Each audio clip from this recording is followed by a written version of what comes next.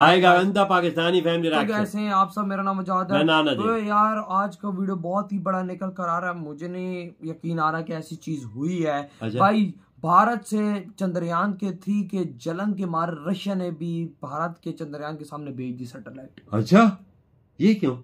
जल रहा है, दुनिया जल रही है। क्या बोल रहे थे, जल रही है दुनिया।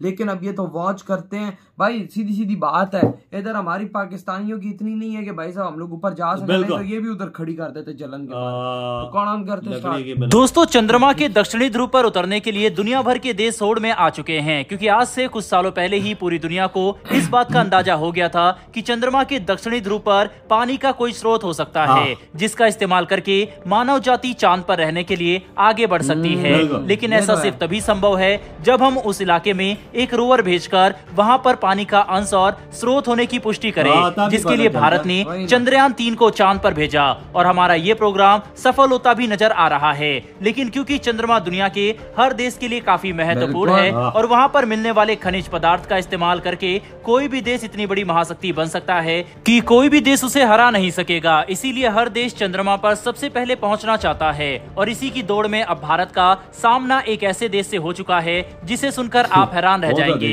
दरअसल दोस्तों वह देश कोई और नहीं बल्कि रूस है, जो 50 साल के बाद एक बार फिर से इस क्षेत्र में बड़ी वापसी करना चाहता है। यानी कि साफ है कि भारत के चंद्रयान 3 का मुकाबला अब रूस से होने वाला है। इस खबर के बारे में पूरी डिटेल आपको बताएंगे इस वीडियो में, इसीलिए वीडियो को अंत तक जरूर देखिएगा। साथ ही वीडियो शुरू करने से पहले मेरी एक छोटी सी रिक्वेस्ट है कि नीचे दिए गए सब्सक्राइब बटन को दबाकर बेल नोटिफिकेशन को ऑन कर ले, जिससे हमारी ऐसी आने वाली वीडियो आप तक सबसे पहले पहुंच सके।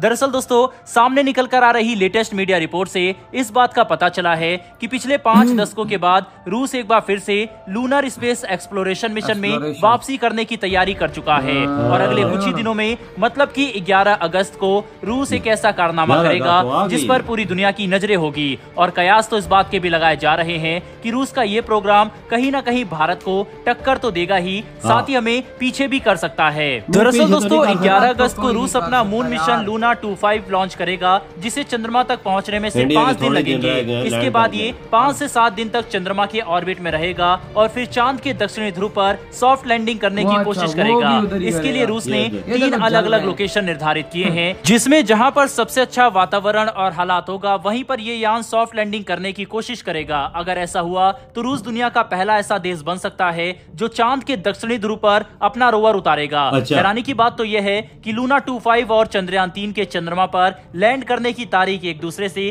काफी मिलती जुलती है। अगर हम समझने की कोशिश करें तो 11 अगस्त को लॉन्च होने के बाद लूना 25 21 अगस्त से लेकर 25 अगस्त के बीच कभी भी चांद पर सॉफ्ट लैंडिंग कर सकता है, जो हमारे चंद्रयान 3 की टाइमलाइन से काफी हद तक मिलता जुलता है। यहाँ पर इस बात की भी संभावना है कि लूना 25 चंद्रयान 3 से पहले ही चांद पर लैंडिंग कर ले, इसीलिए रूस के इस मिशन पर भारत की काफी कड़ी नजर होगी, क्योंकि हर देश चाहता है कि वह चंद्रमा के दक्षिणी ध्रुव पर लैंड करने वाला पहला देश बने।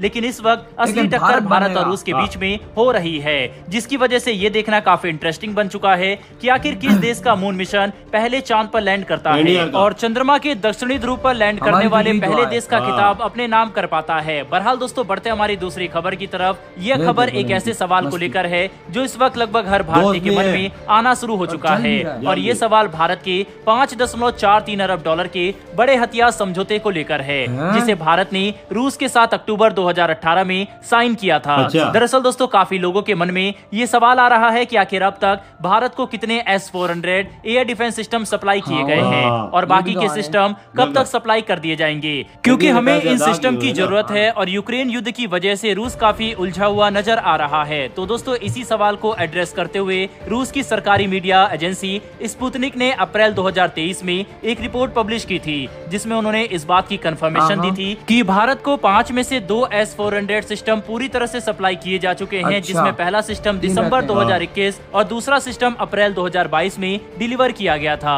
जो आज भारत के साथ ऑपरेशनल है, जिनका इस्तेमाल हम चीन और पाकिस्तान से सटी सीमा पर कर रहे हैं, जबकि तीसरा सिस्टम साल 2023 के अंत तक सप्लाई किया जाना था। लेकिन यूक्रेन युद्ध की वजह से इसमें थोड़ी देरी हो सकती है। दरअसल अगर हम हालात समझने की कोशिश करें तो S-400 काफी कारगर एयर डिफेंस सिस्टम है जिन्हें दुनिया में सबसे अच्छा माना जाता है।